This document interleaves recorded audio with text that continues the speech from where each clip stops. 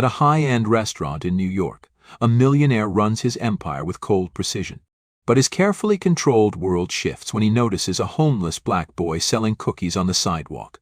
Boy's pride unshaken despite rejection. Curious, he invites the boy and his mother to dinner, unaware that this simple act will unearth a past he thought was long buried. The moment the woman steps through the door, her face stops him cold. She is the very person who once changed his life. The city lights of New York flickered through the towering glass windows of Harrison's Prime, casting a golden glow over the elegant dining room. It was a restaurant built for those who mattered: the wealthy, the powerful, the ones who expected nothing but the finest.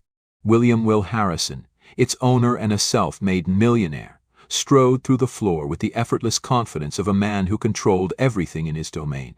He was dressed in a tailored navy blue suit, every detail immaculate, from the pristine white pocket square to the polished leather shoes. Success wasn't just something he had achieved, it was something he wore. As he surveyed the dining hall, his sharp blue eyes flicked over the guests, nodding slightly at a few familiar faces. Investors, CEOs, old money elites. They dined beneath crystal chandeliers, sipping expensive wine, indulging in a world where struggle was something that happened to other people. Will had fought tooth and nail to be here, to carve out his empire, and he had no patience for those who hadn't done the same. A sudden movement outside the restaurant's glass doors caught his attention. A boy young, no older than 11 or 12, stood on the sidewalk, clutching a small, tattered box against his chest. His clothes were worn, his shoes barely holding together, but his back was straight, his posture defiant. He wasn't begging. He was selling. Through the hum of conversation and the clinking of fine china, Will could barely hear the boy's muffled voice as he approached passersby, offering something from his box. Most ignored him entirely, some waved him off with a disgusted look. At that moment, Samuel Whitmore, the restaurant's head of security, stepped forward, his posture stiff, professional, but with an unmistakable edge of disdain. He was a large, broad-shouldered man, a former cop with the typical hard-nosed, no-nonsense demeanor of someone who saw certain people as problems to be handled, not individuals to be understood. He adjusted the gold cufflinks on his sleeves before opening the door, his voice sharp, clipped. "Hey, move along, kid. You can't stand here. This isn't your kind of place." The boy flinched but didn't back down. His dark eyes locked onto Whitmore's, steady and fearless. "I'm not begging. I'm selling." His voice was firm, unshaken, the kind that came from someone who had long accepted that life wasn't fair but refused to let it break him. Whitmore scoffed. "Selling what?" "Bad decisions. Welfare dreams." He stepped forward, blocking the entrance entirely, towering over the boy. "I said move." Will watched the scene unfold, something tightening in his chest. He had seen this play out before. A certain type of person always seemed to attract a certain type of response. He had worked too hard, too long, to pretend otherwise. His past was buried beneath years of wealth, of control, but in that instant, something surfaced, something raw. He didn't like it. He wasn't sentimental. He didn't do charity. And yet he was already walking toward the entrance before he could think better of it. "That's enough, Sam." Will's voice was smooth, authoritative, cutting through the tension with the ease of a man who expected to be obeyed. Whitmore hesitated, glancing at him with mild surprise. "Sir, this kid's disturbing the guests. You know how it is, starts with one. Then suddenly we've got a whole damn shelter outside." Will's gaze was cold. "Did I ask for a lecture on urban sociology, or did I tell you to stop?" The air between them shifted. Whitmore clenched his jaw but took a step back. Even men like him knew when they had crossed the line with the wrong person. Will turned his attention to the boy. Up close he was lean, his hands gripping the box tightly, as if afraid someone might snatch it away. His face was young but marked with the kind of resilience that only came from surviving things no child should have to. "You're selling something?" Will asked, his tone unreadable. The boy nodded cautiously. "Homemade cookies. My mom makes them. She's sick, so I help." There was no plea in his voice, no attempt at sympathy, just a statement of fact. Will glanced at the box, then at the kid's face. He saw something there, something that reminded him of himself, long ago. He exhaled through his nose, half amused, half irritated at himself for even entertaining this. How about a trade? The boy frowned. I don't take handouts. Will almost laughed. Of course you don't. Not a handout, he said. A deal. You bring your mom here tomorrow. I'll buy a meal for both of you. In exchange, you bring me a fresh batch of whatever you're selling. The boy hesitated. His fingers tapped against the side of the box, calculating. Suspicious, but interested. I don't know, he admitted. People don't usually mean what they say. Will smirked. I'm not most people. A beat of silence. Then, slowly, the boy nodded. Okay. Will pulled out his wallet, taking a $100 bill and sliding it into the box. The boy's eyes widened slightly. For the cookies, Will said simply, and I expect them to be good. The kid blinked, then smirked a rare, fleeting thing before tightening his grip on the box. They will be. Without another word, he turned and walked away, disappearing into the dark streets. Will exhaled, shaking his head slightly, turning back toward the restaurant. As he stepped inside, Whitmore was watching him carefully, his face unreadable but his eyes sharp with something unspoken. Don't tell me you're going soft, sir, Whitmore muttered under his breath. Will glanced at him, his expression cool. No, just bored. But as he walked back through the dining room, the polished chandeliers reflecting the perfection of the world he had built, he couldn't shake the feeling that he had just invited something unfinished back into his life. The next evening, Harrison's Prime was alive with its usual grandeur. Waiters moved in synchronized precision. Glasses clinked with measured elegance, and the scent of dry aged steak and truffle-laced pastas filled the air. William Harrison stood near the bar, casually swirling a glass of scotch, though his eyes were elsewhere. He wasn't waiting for a guest of importance. At least, not by society's standards. He told himself it was nothing, that last night had just been a passing indulgence in curiosity. But curiosity had an annoying way of becoming something more. Then the door opened. The boy walked in first, his posture stiff, wary. Caleb Reed was dressed in the same worn clothes, though his hands were now empty. No box, no cookies, just a quiet tension in his shoulders. Behind him, a woman followed, stepping carefully inside as if she didn't quite belong. And in this world, she didn't. Evelyn Reed. Will's fingers tightened around his glass. The name wasn't unfamiliar. Caleb had said it yesterday, but the sight of her made something in his chest tighten unexpectedly. She was older. Yes, her features lined with exhaustion, but there was something unmistakable in the way she carried herself, dignified, composed, like someone who had spent a lifetime fighting battles no one ever saw. Her dark brown eyes scanned the restaurant with the quiet wariness of someone who had been turned away too many times to count. She had no idea who he was. For a split second, Will considered walking away, telling a waiter to handle them, letting this remain what it was supposed to be, an insignificant moment in his otherwise meticulously controlled life. But instead, he set down his drink and strode toward them, his polished shoes soundless against the marble floor. You came, he said simply, watching as Caleb squared his shoulders like a bodyguard standing between him and his mother. I wasn't sure if you actually meant it, the boy admitted, his voice edged with suspicion. I don't say things I don't mean, Will replied, then shifted his gaze to Evelyn. She was studying him now, her expression unreadable.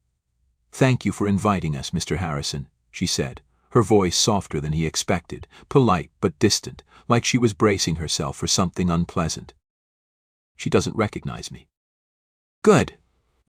This way, he said, leading them to a table near the back, more private than the others, away from the hushed whispers of patrons who had already noticed their presence. He could feel it, the shift in energy, the looks, the silent judgment. A woman like her, in a place like this. There would be murmurs, assumptions. Some of them, no doubt, from the kind of people who claimed they weren't racist but still thought places like this weren't meant for certain types. Whitmore was already watching from his post near the entrance, arms crossed, his gaze lingering just a little too long, waiting for an excuse. Will ignored him.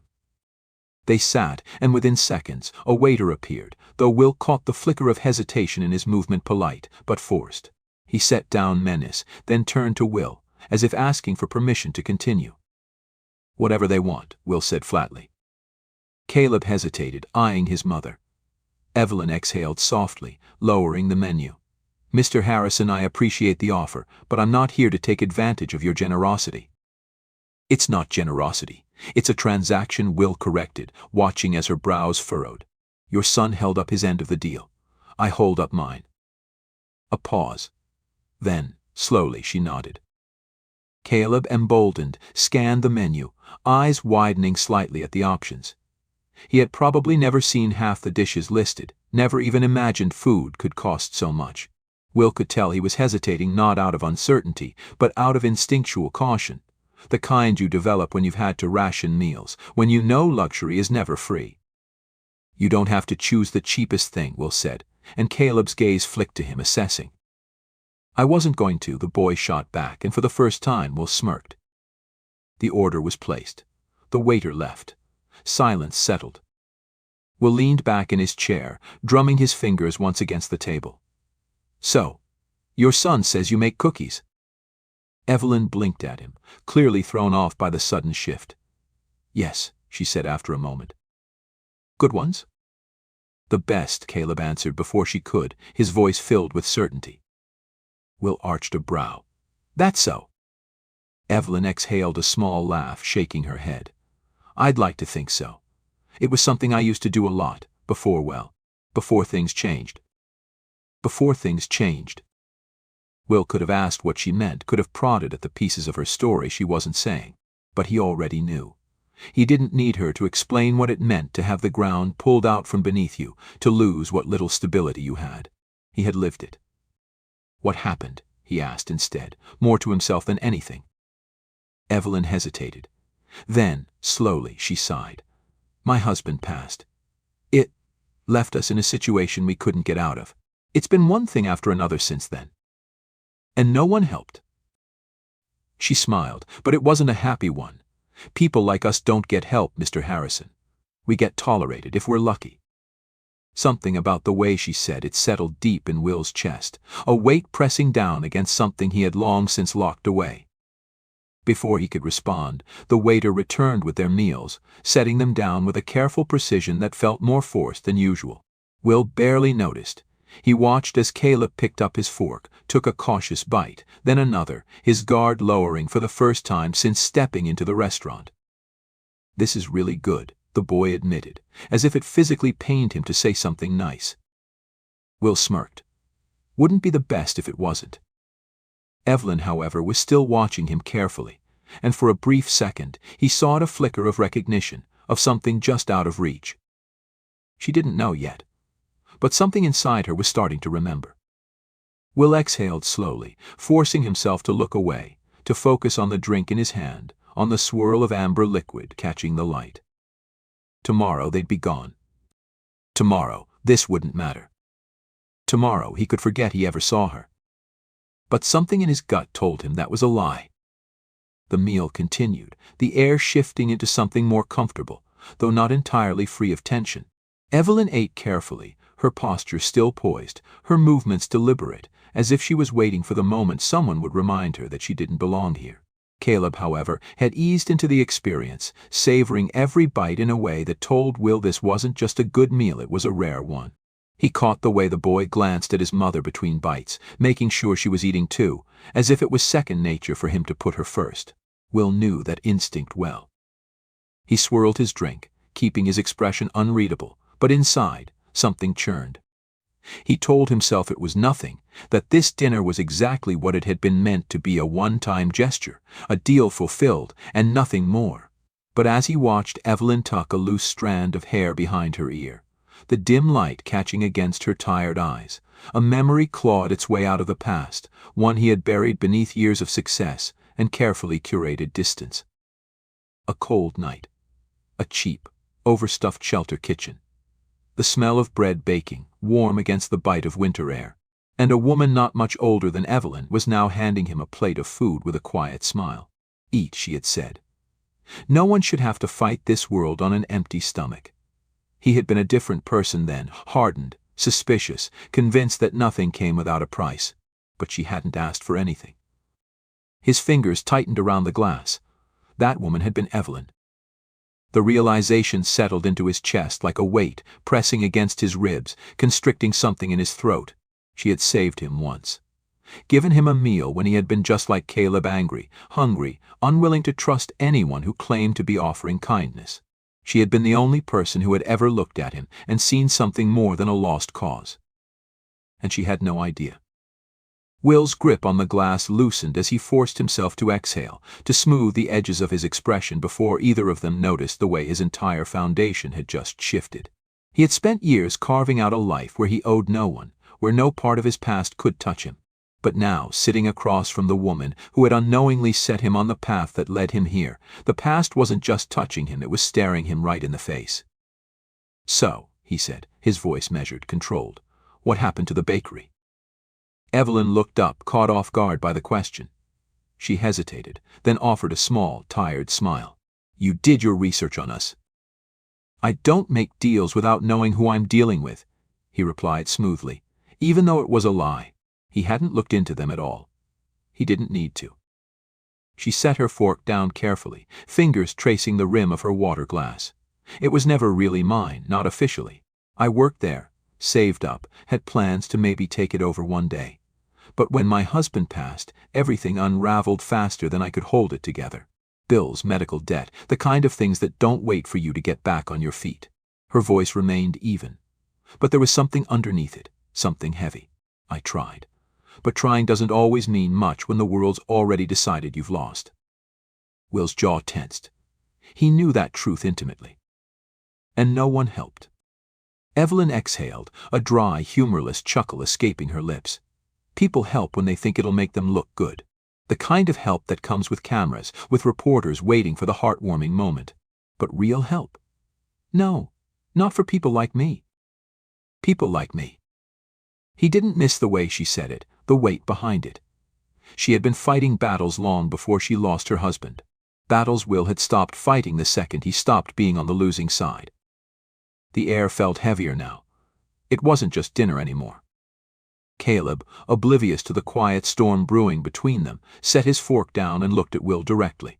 "So, what do you even do exactly? I mean, besides telling people what to cook?" Will huffed a short laugh, grateful for the shift. "I own a few restaurants." "Like this one?" "Like this one," Will confirmed. Caleb tilted his head. "Then why do you look like you'd rather be anywhere else?" Evelyn let out a quiet gasp. "Caleb." But Will only smirked. "You don't hold back, do you?" Caleb shrugged, unapologetic. "Just saying. You don't talk like someone who actually enjoys what he does." Will swirled his drink, considering. He could deflect, could give some polished answer about the thrill of success, the satisfaction of building an empire, but it would be a lie. "I enjoy winning," he admitted. "That's enough." Caleb frowned but didn't press. Evelyn, however, was still watching him carefully, her expression unreadable, and then there it was. A flicker. A shift. She saw something. It wasn't full recognition, not yet, but he saw the way her brows furrowed slightly, the way her eyes narrowed just enough. Like something at the edge of her memory was whispering to her, asking her to look a little closer. Will forced himself to hold her gaze, not to flinch under the weight of it. "Have we met before?" Evelyn asked suddenly. The question hit him harder than it should have. He could lie. It would be easy. A simple "I don't think so," and this conversation would move on, would stay exactly where it needed to on the surface. But the moment hung between them, heavy, expectant. And for the first time in years, Will hesitated. The answer sat on the tip of his tongue, an admission waiting to be spoken. "Yes, we have. You gave me food when I had nothing. You were the only person who ever looked at me like I was worth something before I had the power to prove it." But he wasn't that boy anymore. And she didn't need to know. So he smirked, leaning back in his chair with practiced ease, the mask slipping effortlessly back into place. "I doubt it. I think I'd remember someone like you." Evelyn studied him for a moment longer, and then, finally, she let it go. But as she turned her attention back to Caleb, continuing some conversation he only half registered, Will's fingers tapped lightly against the side of his glass. Because now, the question wasn't whether she remembered him. The question was whether he wanted her to. The night deepened, the murmur of conversation in Harrison's prime fading into the background as the weight of something unspoken settled over the table. Evelyn was watching him, not in the polite, distant way she had before, but with quiet, lingering curiosity like a puzzle she was beginning to piece together. Will could feel it, the slow unraveling, the shift in her expression every time he spoke. She didn't know yet, not fully, but the suspicion was there, simmering just beneath the surface. And that was dangerous. Will had spent years burying the past beneath success, beneath power, beneath carefully curated distance from the boy he used to be. He had built a world where he owed nothing to anyone, where no trace of where he came from could ever touch him again. But now, the one person who had once shown him kindness without asking for anything in return was sitting across from him, and she was beginning to remember. "You look like someone who doesn't like being figured out." Evelyn's voice was soft but firm, cutting through his thoughts with ease. Will lifted a brow, feigning amusement. "And what exactly do you think you're figuring out?" She hesitated, fingers tracing the stem of her water glass. "I don't know yet," she admitted. "But something about you feels familiar." Familiar. The word coiled around him, too close, too dangerous. He forced a smirk, leaning back in his chair, tilting his glass just slightly. Deflection. Control. Keep the game on his terms. "I'd take that as a compliment if I didn't think you meant it as an accusation." Evelyn shook her head, a quiet laugh escaping her lips, but there was something sharp in her gaze now, something cutting through his carefully constructed detachment. Not an accusation, just an observation. Caleb, still chewing the last bites of his meal, glanced between them, picking up on something unspoken but not fully understanding it. That was good. Will needed the boy to stay out of this. "Well, if you ever figure it out, let me know," Will said smoothly, setting his glass down with a quiet clink against the table. Evelyn exhaled, shaking her head as if she had already decided she wouldn't get anything more out of him tonight. "You're a hard man to read, Mr. Harrison." "That's intentional." She studied him a moment longer, then finally let it go, turning back to Caleb, asking if he had enough to eat. The boy nodded, though his gaze flicked toward Will briefly before dropping back to his plate. Will should have left it at that. The meal was done. The debt, if he could even call it that, was repaid. He could stand, hand Evelyn his card, tell her to come back if she ever needed work, and that would be the end of it. But he didn't. Instead, before he could think better of it, he said something he shouldn't have. "You said earlier that people like you don't get help." His voice was calm, measured, but something about it made Evelyn's shoulders stiffen slightly. "Do you actually believe that? Or is that just something you tell yourself so it hurts less when it's true?" Silence. A slow, almost imperceptible shift. Then Evelyn laughed. But it wasn't humor. It was something dry, something exhausted, something that sounded like it had been earned through years of disappointment. "It's not something I tell myself, Mr. Harrison. It's something I've seen." She exhaled, shaking her head slightly, her fingers tightening around her napkin. "You think I don't know what people see when they look at me?" A black woman, past her prime, too tired to be useful, too proud to be pitied. "You think I don't know the looks, the dismissals, the way the world treats people like me like we're disposable." She wasn't raising her voice, but she didn't have to.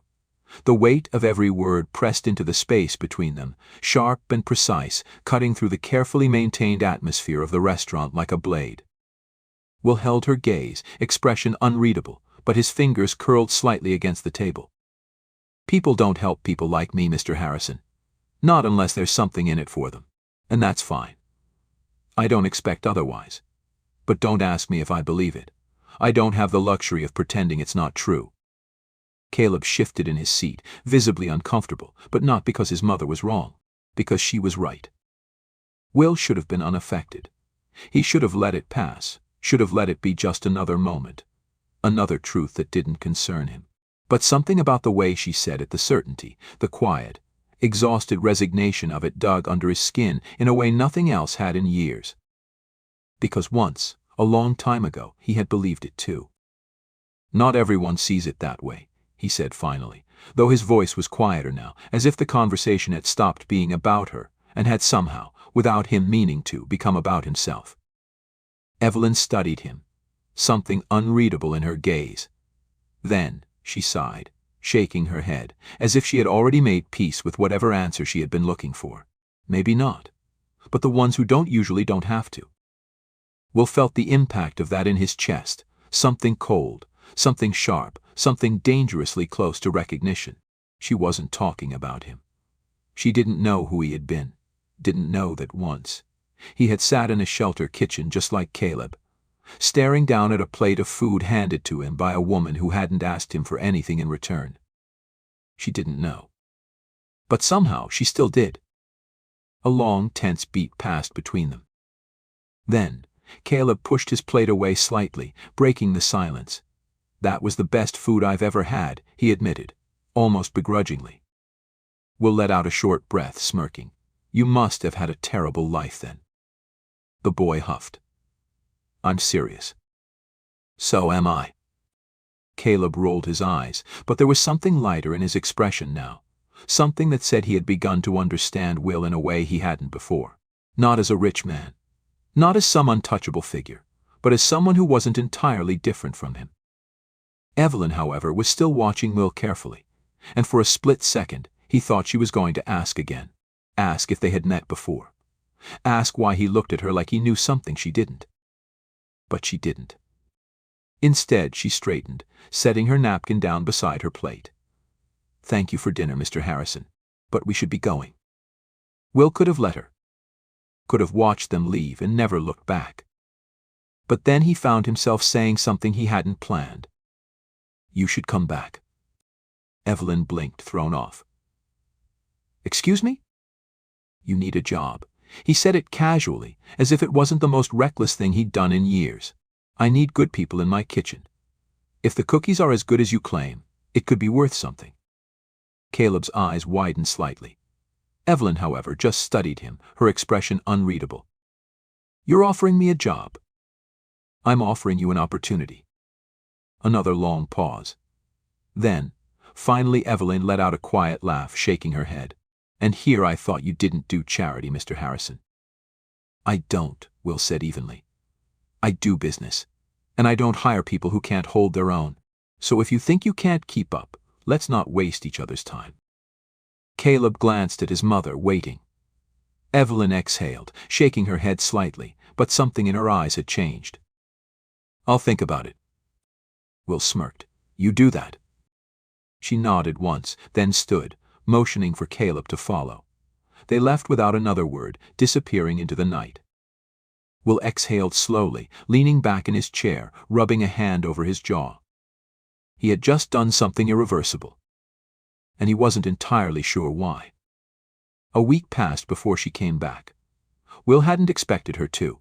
He told himself he didn't care. That offering Evelyn Reed a job had been nothing more than a practical decision. If she could bake as well as Caleb claimed, she was an asset, and that was the only reason he had made the offer. But he knew that was a lie. He had done it because something about her refusal to bend, to beg, to be grateful in a way people like him expected from people like her, had unsettled him. It reminded him of who he used to be, who he had to be to survive. So when he walked into the kitchen at Harrison's prime and saw her standing there, hands clasped in front of her, dressed in a simple, clean blouse and slacks that still carried the faintest signs of wear, he felt something shift inside him. She met his gaze, unwavering. "You said you don't do charity, so don't treat this like one." Will smirked. "I don't hire people who need favors. I hire people who can do the job." He crossed his arms, nodding toward the counter. "Show me what you've got." She did. And it was damn good. By the time the first batch of cookies came out of the oven, the scent alone had drawn in half the kitchen staff. A sauce chef took a bite and nearly cursed. Another asked if she had ever worked in fine dining before. Evelyn just smiled, shaking her head, but there was something almost cautious in her expression, like she was waiting for Will to say something, to either approve or dismiss her. He took a bite, chewed slowly, let the silence stretch long enough for her to wonder if he was going to find a flaw. But there was none. The cookie was perfect, rich, balanced, the kind of thing that made people nostalgic for something they couldn't quite name. It tasted like home. "You start Monday," he said finally, tossing the rest of the cookie back onto the plate. For the first time, Evelyn looked surprised. "That's it?" "That's it." She hesitated, searching his face for something. But Will had already turned away, barking orders at the staff like this wasn't anything out of the ordinary. But as he walked back toward his office, he felt her watching him. And he wondered if she had just unknowingly stepped back into his life, or if he had just stepped back into hers. Months passed, and something shifted within the walls of Harrison's prime. It wasn't overnight, but it was undeniable. Evelyn settled into the rhythm of the kitchen, proving herself again and again until no one questioned her place there. She wasn't just the woman Will had given a job to, she became someone the staff respected. Her pastries sold out every night. Regulars asked for them by name. And Caleb, he thrived.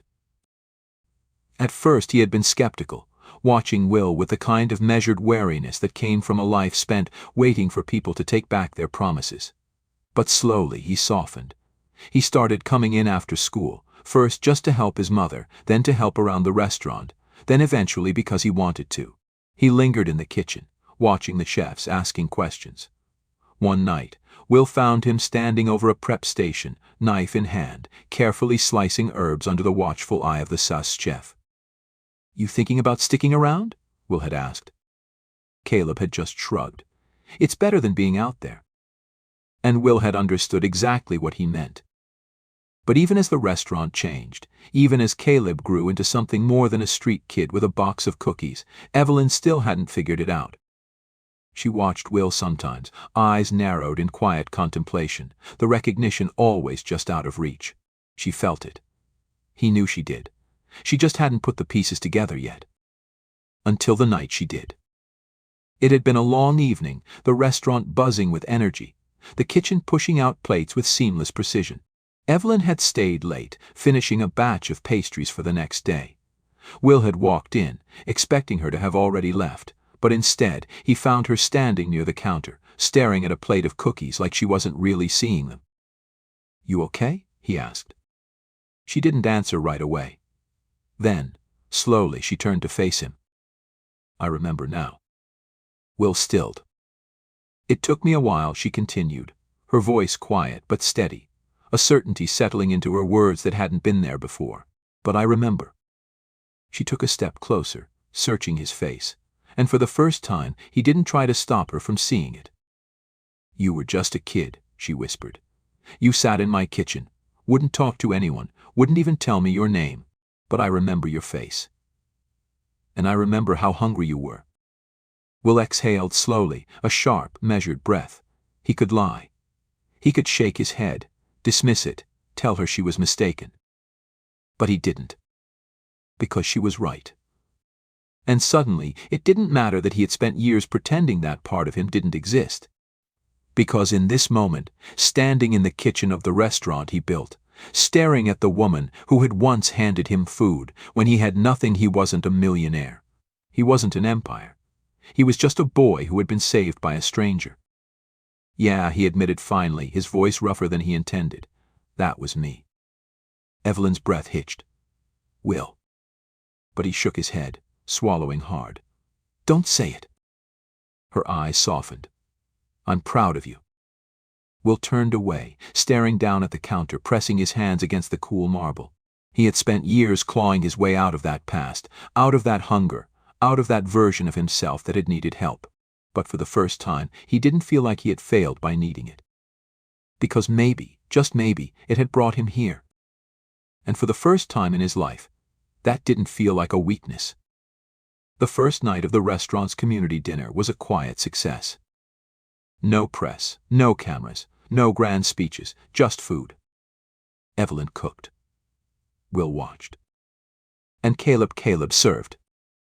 The boy moved between tables, handing out plates, smiling when people thanked him. He didn't look like a kid trying to survive anymore. He looked like someone who belonged. Will leaned against the bar, watching as Evelyn ruffled her son's hair, watching as a woman and her child sat at a table and ate without worrying where their next meal would come from. "You're not as heartless as you like people to think," Evelyn murmured beside him. Will smirked, lifting his drink. "Don't tell anyone. Might ruin my reputation." She huffed a soft laugh, shaking her head. Too late. He glanced at her, then back at Caleb, watching as the boy spoke with another kid around his age, a girl who looked like she hadn't had a full meal in days. Caleb grinned. And Will felt something settle inside him, something quiet, something steady. "Why are you really doing this?" Evelyn asked, watching him carefully. Will exhaled, tilting his glass slightly, watching the amber liquid swirl in the dim light. "Because someone once did it for me." Join us to share meaningful stories by hitting the like and subscribe buttons. Don't forget to turn on the notification bell to start your day with profound lessons and heartfelt empathy.